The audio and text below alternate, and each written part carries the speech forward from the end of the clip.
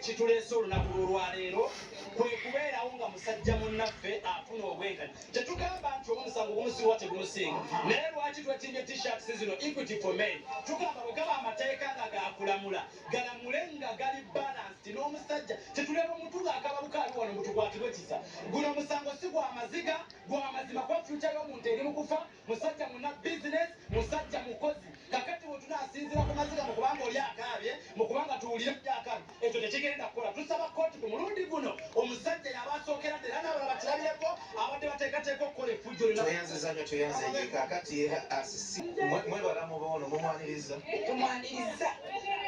Anaafumba. Ajja fumba n'omutima omulungi. Ajja fumba.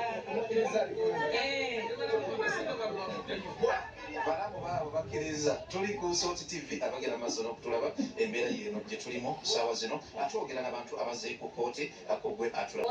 How are you?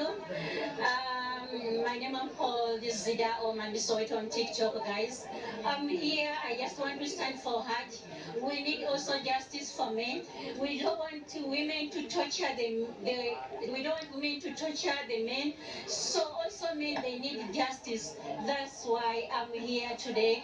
I stand for HAJJI. And when HAJJI comes out, I think also I need HAJJI to take me because I'm single and searching. Yes, I'm here for HAJJI. Every time when HAJJI comes out, You're here for HAJJI, for love, not for property. Even, no, for love.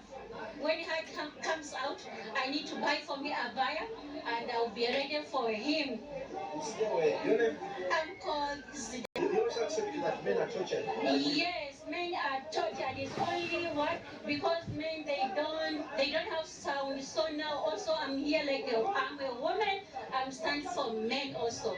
So we need justice. We need to balance the vote. Not only women, we need also men to be what?